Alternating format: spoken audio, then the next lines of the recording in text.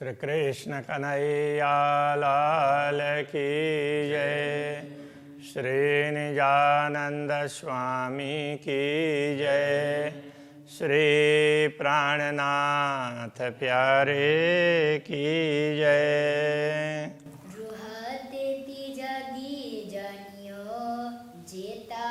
दिल में चुभे हक अंग, जो अंग हृदय न आइया, रूह के तेती फरामोशी संग। रूह के तेती फरामोशी संग।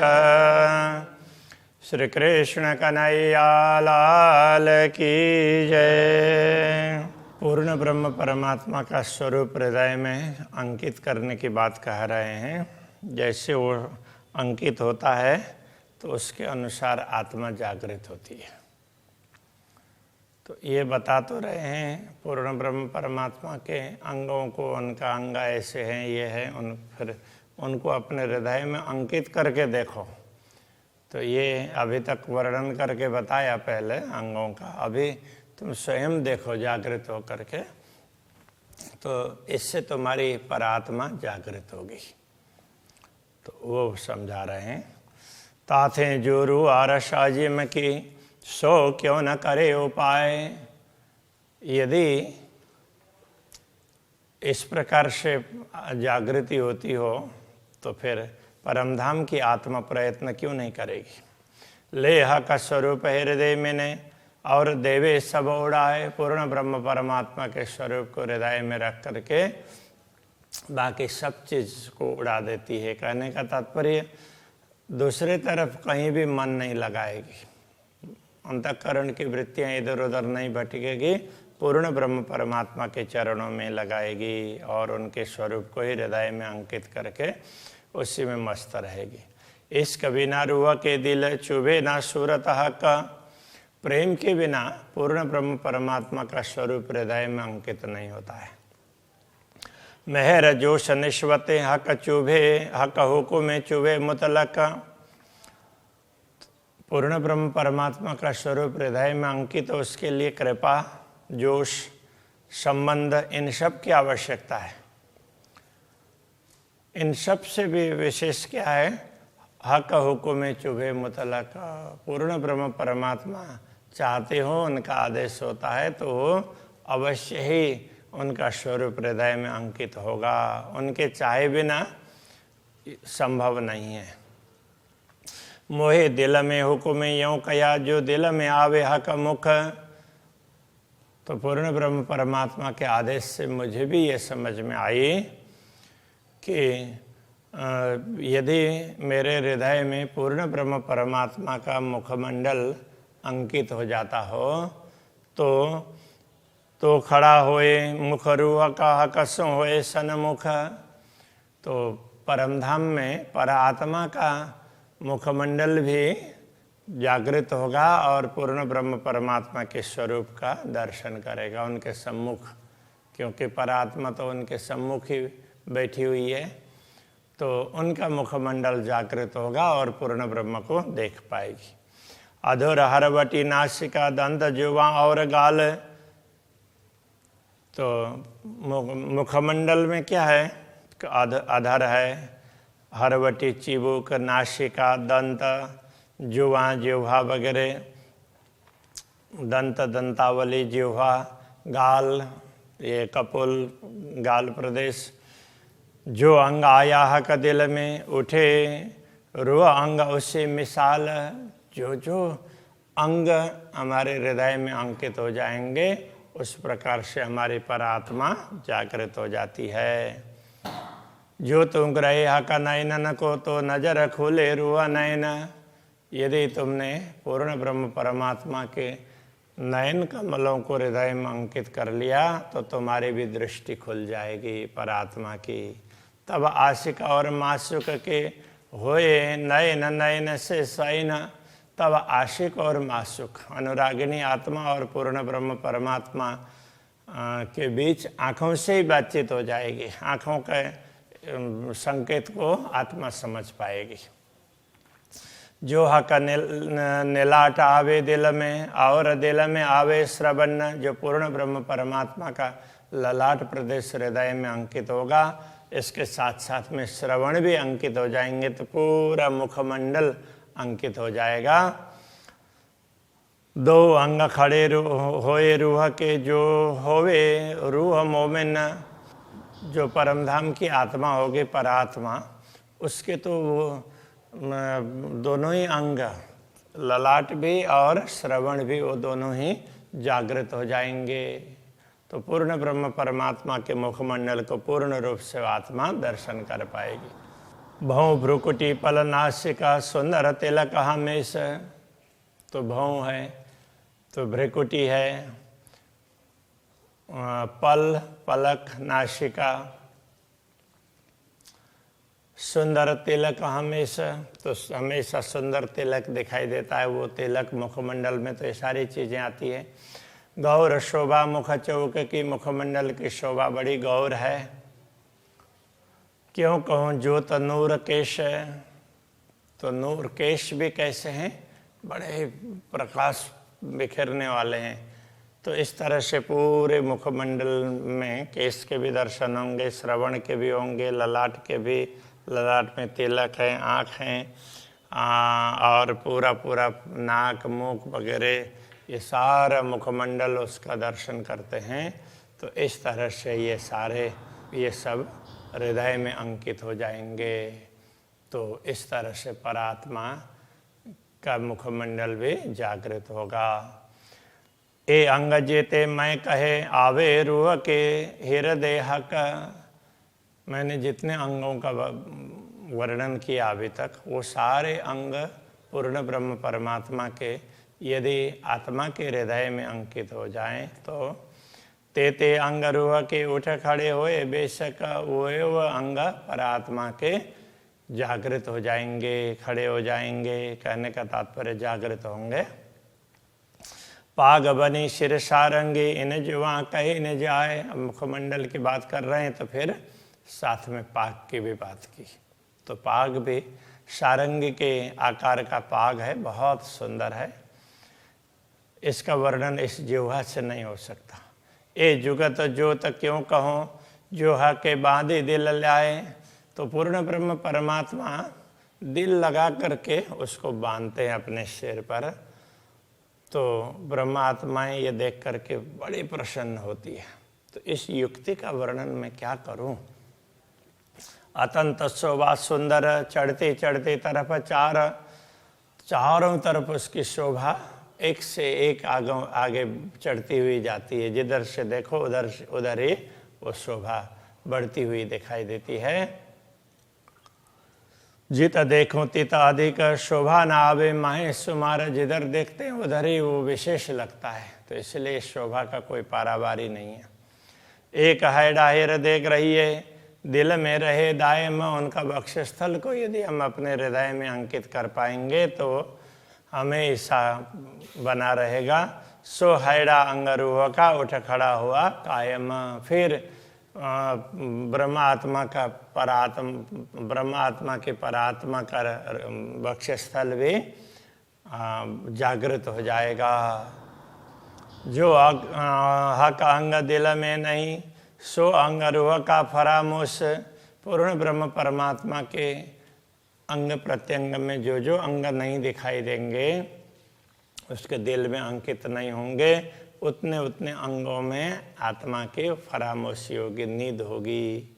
तो ये समझना चाहिए। जब हक अंग आया दिल में, सो रूह अंग आया माहे होश। जैसे ही पूर्ण ब्रह्म परमात्मा के अंग हृदय में अंकित हो जाते हैं तो फिर परात्मा के वे अंग होश में आ जाते हैं और काम करने लग जाते हैं। पेट पाँच से हक के, पीठ खबे कांध केश। कटी प्रदेश पेट, पसलियाँ, और इसी तरह से पीठ है, पृष्ठभाग है, खब्बा है, स्कंद प्रदेश। तो वो पूरा स्कंद प्रदेश, और तो ये खब्बा और कांध में से दोनों कहने से पूरा आ गया स्कंद प्रदेश। तो और वो केस के साथ में, तो क्योंकि केस यहाँ तक लटके हुए और बड़े घुंघरे वाले बड़े सुंदर होते हैं पूर्ण ब्रह्म परमात्मा के। ये दिल में जब दृढ़ हुए तब रो आया देखो आवेश। जैसे ही ये अंग हृदय में दृढ़ हो जाते हैं तो मनो परात्मा जागृत होकर के ना, तो उसको तो एक प्रकार से जोश ही आ जाता है कि अरे अभी तक हम कहाँ भूल गए थे, ऐसा उनको ख्याल आने लग जाएगा। बाजू मच्छे कोनियाँ कांडे कलाइयाँ हाथ। तो अब बाजू के देखेंगे तो दोनों तरफ के बाजू हैं, और यहाँ ये भाग है स्कंद से, ये यहाँ का भाग है वो मच्छा है, फिर ये कोनी है, और कांडा कलाई है, कलाई है, और ये भाग है कांड, और ये मणिबंध तो हाथ का, तो ये पूरा भाग हो गया। हक के अंग हृदय आए तब रूह खड़ी हुई एक हक साथ। जब ये अंग भी ये भी दिखने लग जाएंगे तब आत्मा अवश्य वो खड़ी हो जाएगी एक साथ में। पहुँचे हथेली अंगूरी नख लीके रंग सलूक। तो अब हस्तकम उसके पूरा, एक बाजू की बात कर रहे हैं तो पूरा यहाँ हस्तकमल में पहुँचे, तो ये पहुँचा है, ये हथेली है, और अंगूरी नख लीके रंग सलूक, और ये हस्तरेखाएँ, तो इनमें जो सुंदरता दिखाई देती है। हक अंग मिहि हृदय बैठे। पूर्ण ब्रह्म परमात्मा के अंग प्रत्यंग ये सूक्ष्म रूप से भी तो हृदय में बैठ जाते हैं, मतलब इनको बारीकी से, बड़ी सूक्ष्मता से तो एक एक अंग को आत्मा याद कर लेती है। अब निमख न होए रूह चूक। अब एक क्षण के लिए भी आत्मा जागृत होने में चूकेगी नहीं, वो जागृत हो ही जाएगी। नख अंगूठे अंगुरियाँ नीके ग्रही हक कदम। जैसे हस्त कमल की बात की, ऐसे चरण कमल की बात करते हैं तो उसके भी नख अंगूठे अंगुलियाँ और पूरे चरण कमल को ग्रहण करते हैं हृदय में। तो सोई नख अंगुरियाँ पाँव रूहों के खड़े हो तमाए दम। तो वो अंग तो फिर आत्मा के जागृत हो जाएंगे, तो फिर आत्मा खड़ी भी हो सकेगी। माए दम का तात्पर्य उसी क्षण, तो सांस लेने से भी पहले, दम तो सांस के लिए बोलते हैं, तो यहाँ उसी क्षण तत्काल जब हक चरण दिल दृढ़ धरे तब रूह खड़ी हुई जान। जब पूर्ण ब्रह्म परमात्मा के चरण कमल हृदय में अंकित होंगे तो आत्मा खड़ी हो जाएगी, फिर चल भी पाएगी। हक अंग सब हृदय आए तब रूह जागे अंग परवान। तो इस प्रकार तो पूर्ण ब्रह्म परमात्मा के अंग जैसे हृदय में अंकित हो जाएंगे तो निश्चित रूप से परवान है, वो प्रमाण के रूप में भी होता है, तो ये निश्चित रूप से वो आत्मा जागृत हो जाएगी। मोहरी चूड़ी इजार की और नेफा इजार बंद। तो मोहरी है चूड़ी इजार की। अब ये इजार का तात्पर्य पायजामा, तो उसका भाग है, तो उसकी मोहरी है। तो मोहरी का तात्पर्य पायजामा का नीचे का भाग है।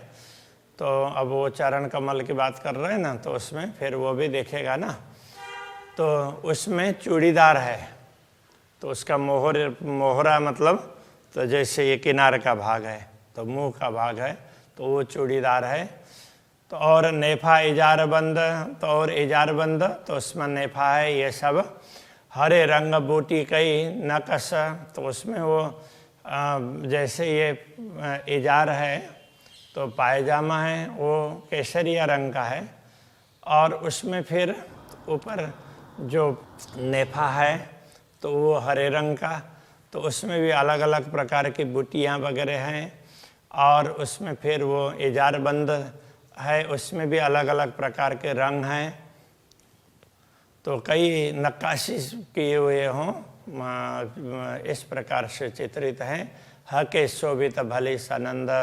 तो ये सब पूर्ण ब्रह्म परमात्मा के अंग में बड़ा ही शोभित है, सुशोभित होता है। क्यों कहूँ जुगत जामे की। अब उसके ऊपर जामा है तो उसकी युक्ति पूर्व कैसे बताएं, तो वो जामा है वो सफ़ेद रंग का है। हरे पर उज्जवल दीवान दावन, तो वो अब वो नेफा जारबंद, तो उसके हरेपन के ऊपर में तो सफ़ेद है, तो सफ़ेद में हरापन भी दिखता है। तो हरे पर उज्जवल दावन, तो उज्जवल सफ़ेद रंग का है, तो वो अंदर की थोड़ी थोड़ी आभा दिखाई देती है। निपट शोभित मिही बेलियाँ, उसमें भी बड़ी सूक्ष्म रूप से बनी हुई लताएं वगैरह ऐसी चित्रित हैं, वो भी बड़ी सुंदर हैं। झाई उठता अति रोशन, न तो उसका उससे आभा निकलती है, बहुत सुंदर और बहुत प्रकाश वाली निकलती है। एक श्वेत रंग जामा कया, तो एक श्वेत रंग का जामा ऐसा कहा। माए जवेर जुगत कई रंग, उसमें अलग अलग प्रकार के रंग के रत्न जड़े हुए मिलेंगे। इन जुआ रोशनी क्यों कहूँ, जो झलकता रस के नंग, तो उनमें से जो प्रकाश निकलता है उसका वर्णन क्या करें। तो ये तो परमधाम के रत्न है ना, उनकी चमक तो दुनिया से अलग विशिष्ट प्रकार की होगी। दुनिया में तो प्रकाश से उनको देखना पड़ता है, उससे चमकते हैं, और परमधाम के ये रत्न हैं स्वतः चमकते हैं। बीच पटुका कश्या कमर में, तो अब कमर में बीच में पटुका बांधा हुआ है। रंग कई विध छेड़े किनारा, तो उसके किनार में कई प्रकार के रंग के रत्न वगैरह जड़े हुए हैं। बेली नकश फूल केते कहूँ, तो उसमें विभिन्न प्रकार की लताएं अंकित हैं, फूल हैं, ऐसे पत्ते वगैरह, तो कितने उसका वर्णन करें। अवकाश भरियो झलकार, उसमें से जो झलकार चमक निकलती है वो पूरे आकाश में छा जाती है। एक झलकार मुख कहता हूँ, माए कई सलों की सुखदाय। मैं तो एक चमक की बात बता रहा हूँ अपने मुंह से, वैसे तो उसमें इतनी सुंदरता है, माए सलों की सुखदाय, बहुत आनंदित करने वाली सुंदरता उसमें है। सो गुण गर्भित न जुआ, रंग रोशन क्यों कहे जाए। ये सारे गर्भित गुण हैं इस जिह्वा के द्वारा, उनके रंग है, उनका प्रकाश है, उन प्रकाश की तरंगे, उन सब का वर्णन ही नहीं हो सकता है। तो ये तो ऊपर ऊपर से प्रकाश बता दिया। जामा जुड़ बैठा अंग पर, कोई अचरज खूबी लेत। तो ये जामा किस प्रकार से है कि मानो शरीर के अंग का, शरीर का एक भाग हो अंग की तरह से, तो ऐसे जुड़ करके बैठा हुआ है। कोई अचरज खूबी ले, तो उसकी विशेषता भी आश्चर्यजनक है। शोभा शलु की सुख क्यों कहूँ, और गौर पर जामा श्वेत, गौर अंग गौर पर जामा श्वेत। शोभा शलु की सुख क्यों कहूँ, सुंदर शोभा की बात क्या करें। तो ये गौर अंग पर और वो श्वेत रंग का जामा और ज़्यादा सुशोभित हो रहा है। बगलों नकश के बड़े, कंठ बेली दो गिरवान। बगलों में दोनों तरफ ना, ये बाजू में तो केवड़े का केतकी फूल की तरह से उसके बड़े वैसे उसका फूल चित्रित है। कंठ बेली दो गिरवान, तो यहाँ पर ना ये वो जामा है, कैसे है कि इस तरह से वो ऊपर नीचे होता है, इधर से और इधर से आता है ना, तो यहाँ बांधते हैं, इधर बांधते हैं, तो यहाँ दोनों ओर से ऐसे आता है। तो ये कंठ में बेली दो गिरवान, गिरवान है वो भी ग्रीवा का ही है। तो ये जामे का गला, तो वो ये कंठ हो गया, और जामे का भी ये गले में किनारी है ना, तो वो दोनों तरफ से दो लताओं की भांति बड़ी सुंदर सुशोभित होती है। ए जुगत जो वाक तो कहे जो कछु होए इन मान। तो इस शोभा को, ये इतनी सुंदर शोभा है वो किनारी पर वो लताओं की, तो उसका वर्णन तभी हो सकता है इस जिह्वा से जो कछु होए इन मान। उसका यदि कोई दूसरा कोई उदाहरण दिया जा सकता हो तभी उसका वर्णन हो सकता है, उदाहरण तो दिया नहीं जा सकता। कटाव कोतकी कांद पीछे स्कंद प्रदेश के पीछे भाग में भी ना, तो वो कोतकी केतकी केवड़े का फूल है, उस तरह के चित्र चित्रित हैं। ऊपर फुंदन हारों के, और ऊपर वो हारों के फूंदने हैं, तो वो हारों के उसमें जो हार की गांठ है तो उसमें से लटकने हैं, तो झुमके झूल रहे हैं, लटक रहे हैं, तो उस तरह से। रूह जो जागृत अरस की सुख लेसी बखाइत है, जो आत्मा पर परमधाम की आत्मा यदि जागृत होगी तो उसको सारे दृश्य दिखाई देंगे और वो आनंदित होगी।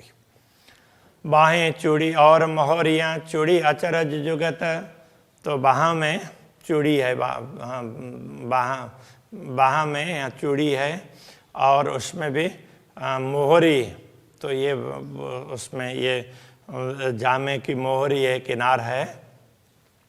चूड़ी अचरज जुगत, तो वो भी चूड़ी की तरह से दिखाई देती है, और आश्चर्यजनक ऐसा होता। चूड़ी तो है ही, साथ साथ में वो भी इस प्रकार से चित्रित है कि वो भी चूड़ी जैसी लगती है। निपट मिही मोहरी से चढ़ती शोभित, और वो चूड़ी है मोहरी से भी और ज़्यादा सुशोभित होती है। आए वस्त्र हृदय हक के, रुआ अपने पहने बनाए, जैसे पूर्ण ब्रह्म परमात्मा के अंगों के वस्त्र वगैरह ब्रह्मात्मा के हृदय में अंकित हो जाते हैं, तो ब्रह्मात्मा के वस्त्र, उनको लगता है कि हमने भी वस्त्र पहने हुए हैं, वो भी सब जागृत हो जाते हैं। तेती खड़ी रुआ होता है, जेता दिल में हक अंग आए, क्योंकि आत्मा उतनी ही खड़ी होगी, जागृत होगी, तो जितने पूर्ण ब्रह्म परमात्मा के अंग उसके हृदय में अंकित होंगे, तो जैसे जैसे उनके वस्त्र आभूषण भी दिखने लगेंगे तो वस्त्र आभूषण भी पहने हैं ऐसा लगेगा। बाकी पहने तो हैं किंतु सब भूले हुए हैं, तो अभी ये याद करने की बात बता रहे हैं। 5 अनंग माए कलंगी, अब सिर में पाग है और कलगी है, तो उसमें भी 5 अलग अलग प्रकार के रत्न हैं। तामे 3 नंग ऊपर, उसमें से 3 ऊपर हैं, एक मध्य, एक लगता, एक मध्य है, और एक कलगी से लगता है। 5 रंग ज्योत बराबर, तो कलगी में ये 5 रत्न के रंग हैं वो समान रूप से प्रकाशित होते हैं। ये जो कलगी सिर पर लटक रही सुखदाय, सिर पर ये कलगी है, ऐसे ऊपर से ऐसे मुड़ करके ऐसे लटकती है तो बड़ी सुंदर लगती है। जो भूषण रूह नजर भरे, तो जानो अरवा देवे उड़ाए, यदि इन सारे आभूषणों को दृष्टि में लेते हैं और हृदय में अंकित करते हैं, तो मानव आत्मा इस शरीर को छोड़ करके तो परमधाम में पहुंच जाएगी, ऐसी स्थिति होती है। 7 नंग माए दुगदुगी, सो 7 जुदे जुदे रंग, तो अब वहाँ ये कलगी के साथ में फिर पाग में ना इधर इधर दुगदुगी है, ऐसे ऐसे लटकने से हैं, तो वो अलग से, और मोतियों की लड़ियाँ वगैरह हैं, तो उसमें 7 रंग हैं।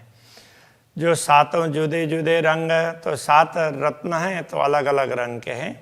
चढ़ती ज्योत आकाश में करत माहो माहे जंग, उनसे भी प्रकाश निकलता है तो वो सीधा आकाश में पहुंच जाता है, और वो अलग अलग प्रकार के रंग एक दूसरे से द्वंद्व करते हो ऐसा लगता है। ऐसी सुंदर शोभा अक्षरातीत हमदनी के वस्त्र आभूषणों की है, तो उन सबको हृदय में अंकित करते हैं तो आत्मा जागृत होती है, ये कहना चाह रहे हैं। तो अभी यही रखते हैं। श्री कृष्ण कन्हैया लाल की जय। करत माहो माहे जंग, 7 नंग माहे दुगदुगी, 7 नंग माहे दुगदुगी, सो 7 जुदे जुदे रंग, सो 7 जुदे जुदे रंग, चढ़ती ज्योत आकाश में, चढ़ती ज्योत आकाश में, करत माहो माहे जंग।